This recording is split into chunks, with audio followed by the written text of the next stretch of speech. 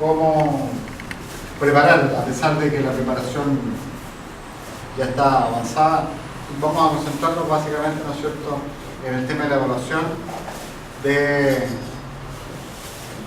un proyecto, ¿no es cierto?, de inversión, ¿ya?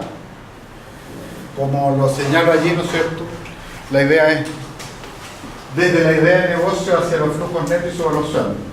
Yo me voy a concentrar más bien, ¿no es cierto?, en la evaluación hoy día con ustedes.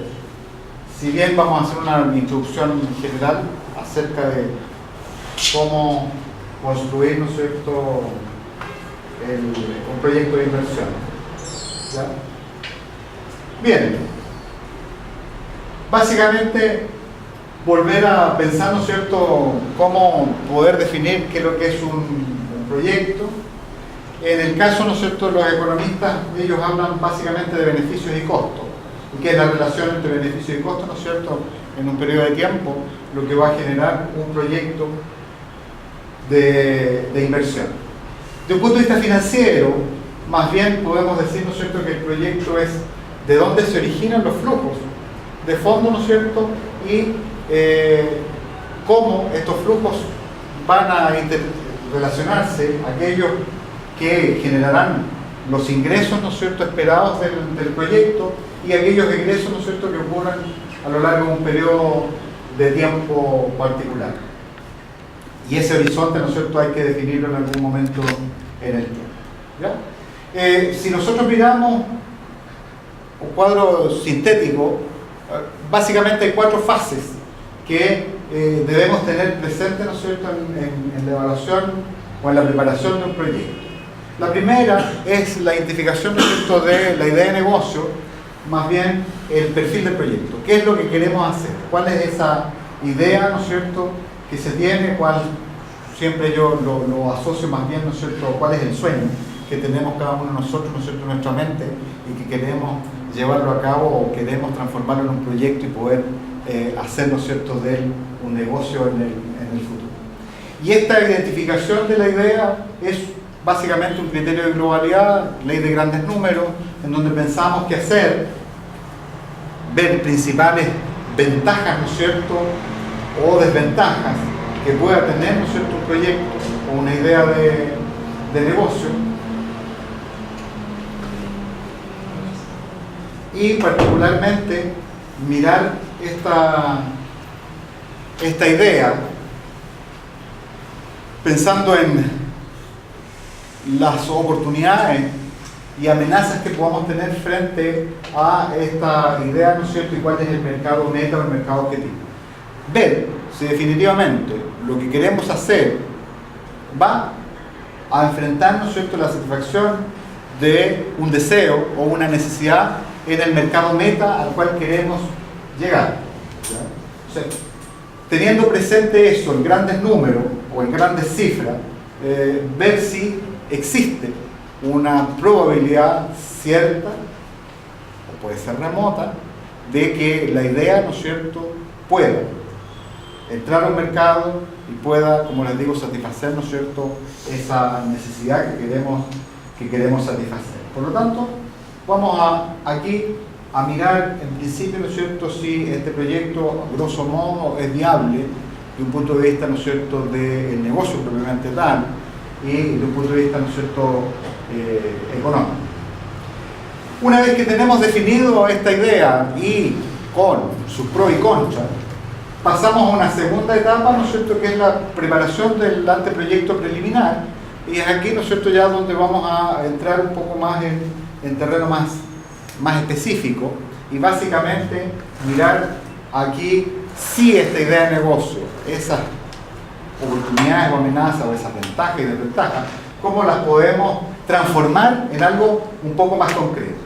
Por lo tanto, teniendo presente que esa idea ustedes la tienen clara y consideran, ¿no es cierto?, que es viable desde un punto de vista global, vamos a, en el anteproyecto, ¿no es cierto?, analizar su viabilidad técnica, es decir, si es posible y factible llevar a cabo técnicamente lo que queremos hacer de un punto de vista organizacional, es decir, cómo vamos a construir a aquello que va a coordinar los esfuerzos para llevar a cabo, ¿no es cierto?, ese proyecto. La viabilidad económica, particularmente, ¿no es cierto?, pensar que si este proyecto o esta idea nos va a generar los flujos suficientes para poder cubrir los compromisos, ¿no es cierto?, asociados al proyecto y además generar un rendimiento, ¿no es cierto?, que es el esperado. ¿Ya? Si bien ese rendimiento normalmente lo miramos un poquito más a mediano plazo, pero si no estamos haciendo, ¿no es cierto?, una idea o un proyecto a corto plazo, y esa idea del cortoplacismo, ¿no es cierto?, particularmente a mí no me agrada mucho en los negocios, porque cuando hablamos de un negocio, ¿no es cierto?, estamos pensando en algo que perdure en el tiempo, ¿ya? Y al perdurar en el tiempo lo que tenemos que pensar, ¿no es cierto?, es que el proceso para generar los beneficios que nosotros esperamos es un proceso al principio un poco más lento, ¿ya? Y finalmente la viabilidad financiera, que dice particularmente en relación si este proyecto nos va a entregar los recursos financieros suficientes para cumplir los compromisos. ¿Por qué hago la distinción? Porque económicamente un proyecto, ¿no es cierto?, una idea puede ser fantástico, puede económicamente ser sustentable, pero si financieramente este proyecto no me reporta los flujos de caja que yo espero para poder cumplir con mi compromiso, puede quedar un proyecto, ¿no es cierto?, muy interesante desde un punto de vista económico, ¿ya?, que los beneficios y costos, ¿no es cierto?, se equilibran, pero financieramente, ¿no es cierto?, los flujos de entradas y salidas de dinero no son lo suficiente, ¿no es cierto?, para. Ustedes saben que cuando uno parte un proyecto, normalmente el pequeño gran problema que tenemos, ¿no es cierto?, es dónde generar los recursos financieros. Cuando hablo de recursos financieros estoy hablando de dinero propiamente tal, suficientes para qué, para hacer que este negocio, ¿no es cierto?, se ponga en marcha, de vueltas una vez, dos veces, ¿ya?, y tener los recursos financieros, ¿no es cierto?, suficientes para poder sustentarlo en el tiempo. ¿Bien? Pero aquí en este anteproyecto ya entramos a definir el mercado meta, definir, ¿no es cierto?, la posibilidad de ingresos que tengamos, definir los costos. Y aquí hay una diferenciación clara que debemos siempre hacer, ¿no es cierto?, de aquellos costos variables que están directamente relacionados, ¿no es cierto?, con el ingreso, pero vamos a tener, ¿no es cierto?, una carga que son los costos fijos que debemos también sustentar. ¿Bien? Pues bien, entonces aquí, si nosotros generamos un anteproyecto preliminar, necesariamente en esta segunda etapa no podemos, ¿no es cierto?, abocarnos a un proyecto en específico. Siempre debemos tener alternativas. Si queremos tomar decisiones, las decisiones vienen basadas, ¿no es cierto?, en que tenemos alternativas. Por lo tanto, si tenemos una idea, podemos tener distintos escenarios y ya son distintas alternativas para ver qué camino seguir y cuál es aquel camino, ¿no es cierto?, que me va a generar mayor viabilidad, ¿no es cierto?, desde un punto de vista técnico, organizacional, económico y financiero. Una vez que hemos hecho esto, entramos, ¿no es cierto?, a la tercera etapa, que es la etapa, ¿no es cierto?, en donde ya tomamos una decisión. De esas alternativas, vamos a tomar la decisión cuál es el anteproyecto definitivo, que es el que vamos a concentrar, ¿no es cierto?, todo nuestro esfuerzo para llevarlo a cabo. Y en este sentido, vamos a ver las alternativas, vamos a tomar la decisión, vamos a elegir aquella que realmente, ¿no es cierto?, tiene mayor probabilidad de éxito en el tiempo, ¿ya? Y, por supuesto, ¿no es cierto?, aquí esa viabilidad técnica, organizacional, económica, financiera, se debe hacer con la mayor rigurosidad posible.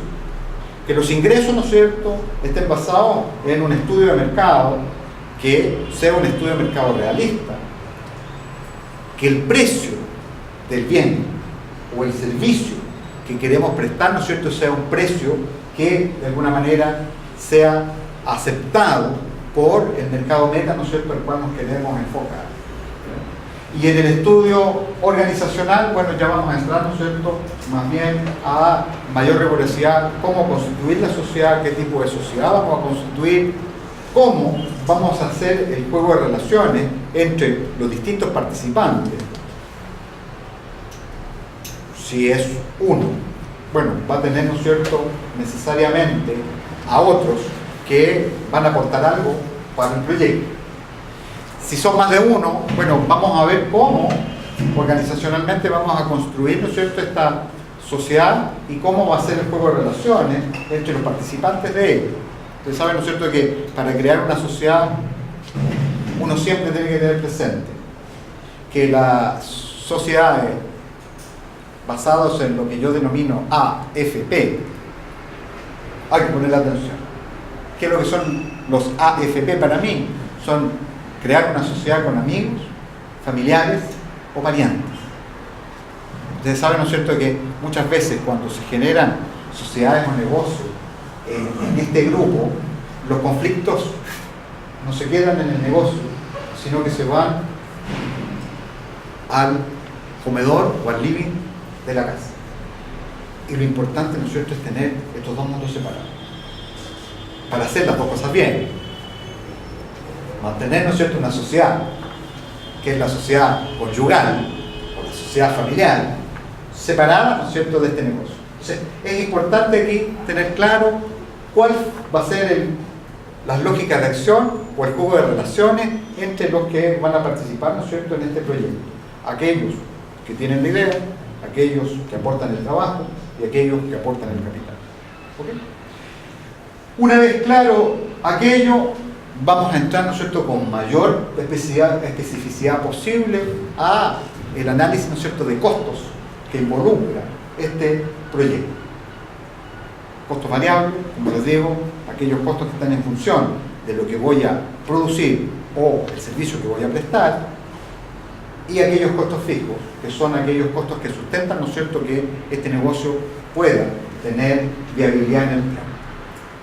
Bien, teniendo clara esta tercera etapa, bueno, dentro de esta tercera etapa, particularmente a mi juicio, lo que les he comentado un poco, si es un negocio más bien asociado, ¿no es cierto?, a un bien o a un sector más bien industrial, indudablemente que una de las cosas fundamentales de plantearse en el primer momento es el tamaño óptimo de este negocio. ¿Y por qué? Porque normalmente, ¿no es cierto?, la inversión inicial va a estar en función de ese tamaño óptimo.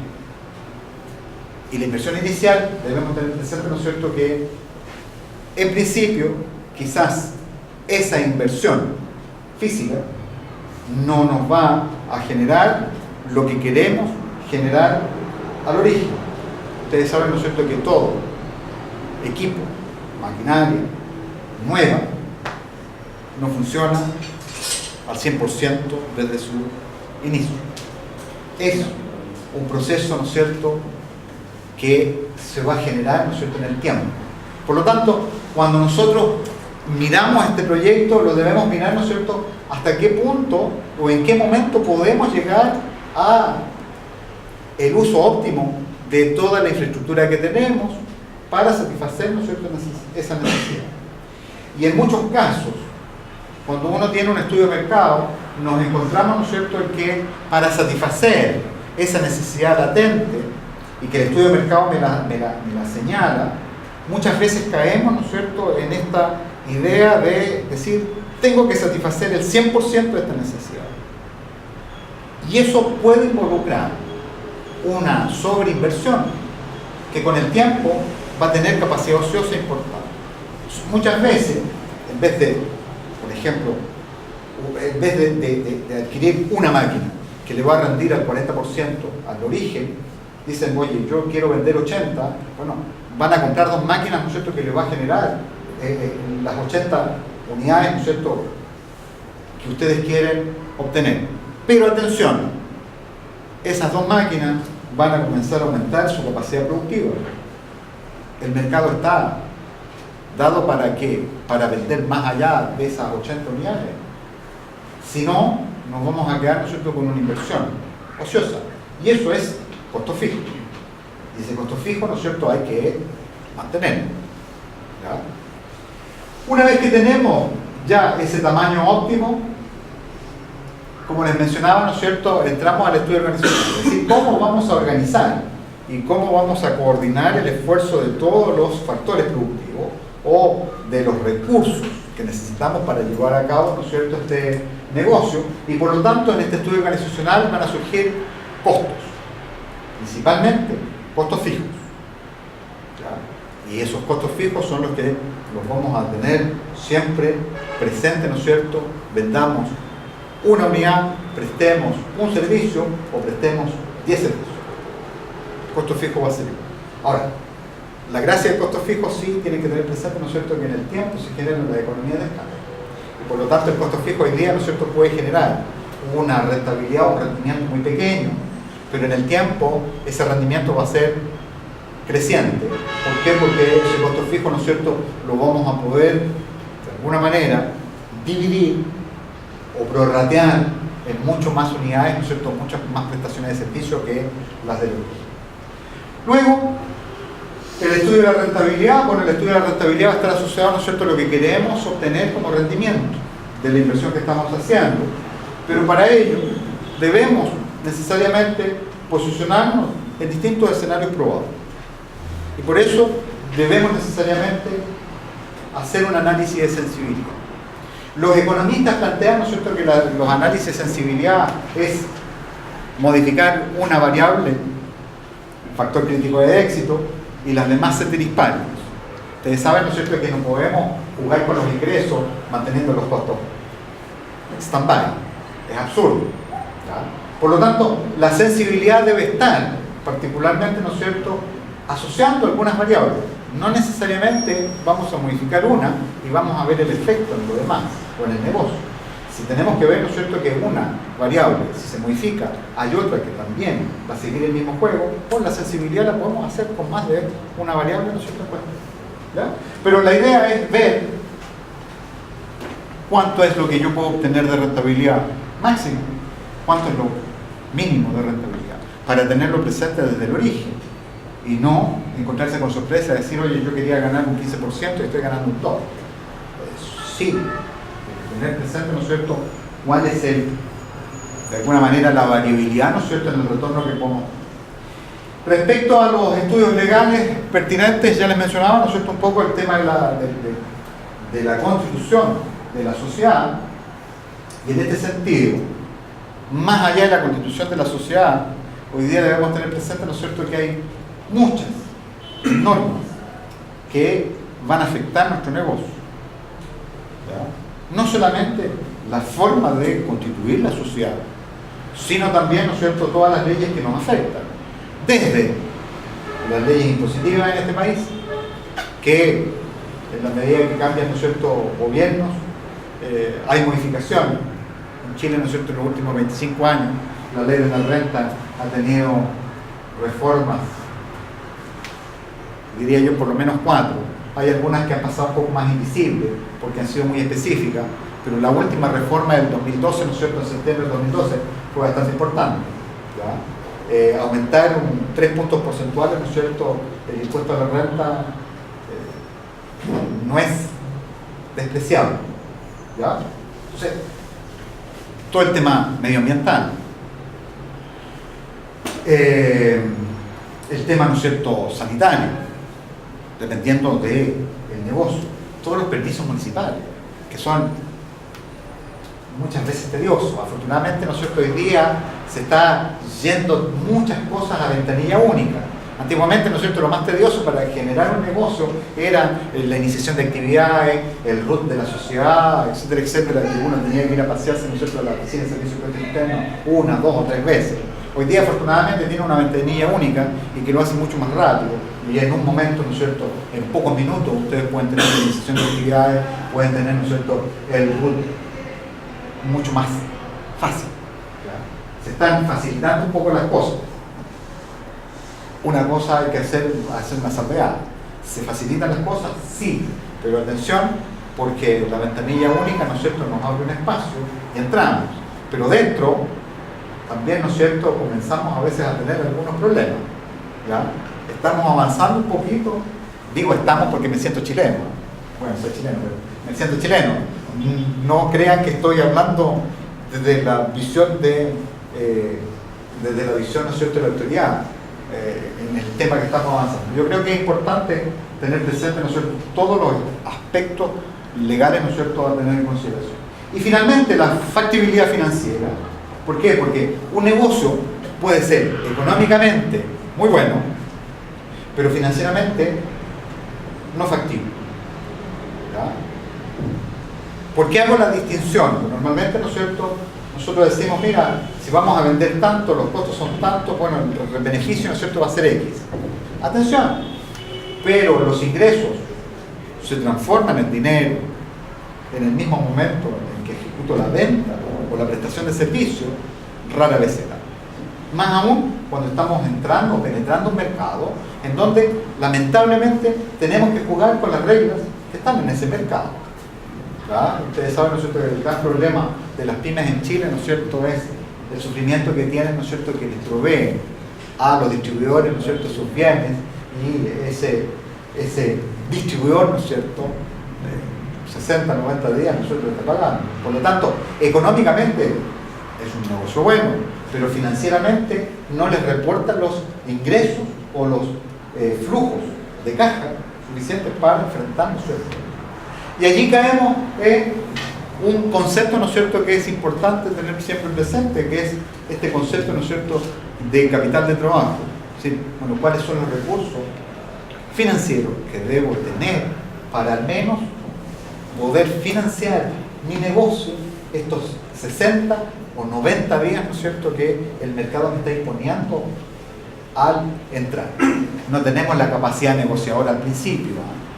En ese punto entra también lo que es la condición de pago que tenemos con los proveedores. También lo puedo considerar dentro de... Así es. Aunque nuestra capacidad como poder negociador con los proveedores es bastante menor a con los clientes. Toda vez que el cliente sea un distribuidor, sea un cliente directo, ¿no es cierto?, allí podemos poner algunas reglas, ¿no es cierto?, en consenso. Pero cuando hay distribuidores, los distribuidores te ponen las condiciones. En cambio, los distribuidores te ponen las condiciones. En cambio, con los proveedores tienen un poquito mayor poder de negociación, porque dicen, oiga, a 30 días, y si no me paga, adiós, no más mis insumos, materias primas, lo que sea, no sé. ¿Okay? Pero efectivamente lo que vamos a buscar siempre, ¿no es cierto?, un punto de vista financiero, es tratar de equilibrar este juego hacia adelante y hacia atrás, ¿ya? De hacer que el juego se dé un poco, ¿no es cierto?, el tiempo que yo me demore en pagarle a mis proveedores con el tiempo que mi cliente me pague, ¿no es cierto?, con la capacidad que tengo de cobranza. Veía la otra vez, y eso usted nos puede aclarar, que una de las principales causas de por qué las empresas muchas veces quebraban o se declaraban insolventes era porque no habían estimado mal el de trabajo o no tenían para poder cumplir con el de trabajo. Absolutamente, es más perverso el tema en Chile porque, porque ustedes saben que la principal fuente de financiamiento de las pymes está en el sector financiero. Entonces el banco amigo, que en algún momento es amigo, pero el banco amigo, cuando tú no cumples con él, se enemista rápidamente. Entonces, indudablemente que quedamos, ¿no es cierto?, un poco ahí a la deriva, de decir, oye, no tengo los flujos de caja, el negocio es bueno, pero no tengo los flujos de caja para pagarle a los trabajadores, para pagar sus imposiciones, para pagarle al Tatafisco el impuesto, porque saben que el socio estratégico del Tatafisco tampoco, a pesar de que el Tatafisco nos dice, no te preocupes, declárame y págame después. Sí, pero págame después significa intereses, ¿ya? Y en algunos casos, si nos retrasamos un poquito más de ese periodo, multas, y que hace mucho más caro el tema. ¿Ah? No te timbran las facturas. Además, ¿no es cierto?, comienza la restricción y le dice, claro, ¿cuántas? 4 facturas, ok. Vengan 15 digamos hasta las otras 4. Tiene toda la razón. Entonces, hay una lucha de poder y efectivamente cuando el gran problema, ¿no es cierto?, de las quiebras en las pymes está dada básicamente en la factibilidad financiera. Cuando hablo de financiero, insisto, ¿no es cierto? Estoy hablando de entradas y salidas de dinero, cash. ¿Tengo la plata para pagar o no la tengo? Día a día. Día a día. En el día a día. Efectivamente, muchas veces, ¿no es cierto?, a pesar de que tú dejaste un colchoncito, ¿no es cierto?, de seguridad, que es el capital de trabajo, pero en el tiempo ese capital de trabajo tiene que darse vuelta, es decir, recuperar para volver a darle vuelta, ¿no es cierto?, al ciclo. Y cuando tú utilizas ese capital de trabajo para pagar tu compromiso con terceros, no necesariamente con la gente que participa en el ciclo, igualmente lo que estás sacando, ¿no es cierto?, lo que estás haciendo es achicando tu ciclo de negocio. Y por supuesto, ¿no es cierto?, al achicarlo, menores posibilidades tienes de recuperar, ¿no es cierto?, el dinero para seguir avanzando. ¿Ya? Bien, esa es la tercera etapa, grosso modo. Y luego, ¿no es cierto?, en la cuarta etapa, bueno, es la ejecución del proyecto. Y en la ejecución del proyecto, muchas veces uno dice, bueno, el proyecto está, echémoslo a andar. Pero atención, la puesta en marcha, ¿no es cierto?, debe ser clara y tener un seguimiento. Porque hasta aquí, lo que hemos hecho, estamos hoy y estamos mirando, ¿no es cierto?, al futuro. Nos estamos proyectando con un negocio. ¿Ya? Nadie nos asegura, ¿no es cierto?, que lo que proyectamos es lo que realmente va a ocurrir. ¿Ok? Entonces, debe la puesta en marcha generar un seguimiento. ¿Para qué? Para ir controlando, ¿no es cierto?, y de alguna manera poder tener la posibilidad en el momento de modificar, ¿no es cierto?, lo que pensábamos que podía ocurrir en un mercado, ¿no es cierto?, que a veces se torna un poquito perverso desde el punto de vista de la competencia. ¿Ya? Ustedes eligen el proyecto, lo van a negociar. En el caso, ¿no es cierto?, particular de ustedes, ¿no es cierto?, en un proceso de una incubadora, tienen que ser lo más empáticos posible. ¿Para qué? Para que aquellos, ¿no es cierto?, que puedan aportar parte del financiamiento, les crean el cuento. ¿Ya? Y allí uno tiene que ser lo más claro y simple. La segunda parte, ¿no es cierto?, de lo que quiero conversar con ustedes es básicamente, ¿no es cierto?, cómo evaluar y cómo sacarle provecho, ¿no es cierto?, a estos métodos de evaluación para demostrar, ¿no es cierto?, que el proyecto es viable. ¿Ok? Entonces, se pone en marcha y insisto, ¿no es cierto?, en el plan de seguimiento. Bien, en estricto rigor es eso. Si podemos colocarlo, ¿no es cierto?, un checklist, una metodología, podemos decir, ¿no es cierto?, que vamos a partir con el estudio preliminar, con la idea de negocio, vamos a entrar al estudio de mercado, es decir, a dónde queremos llegar y cómo vamos a llegar, y en qué mercado nos vamos a concentrar. Muchas veces, ¿no es cierto?, queremos ir un poco más allá. Uno debe ser cauto. Normalmente, ¿no es cierto?, uno tiene que llegar a un mercado meta, generar un nicho, ¿ya? Y ese mercado meta, ¿no es cierto?, o ese nicho puede en algún momento ampliarse. ¿Ya? ¿Por qué?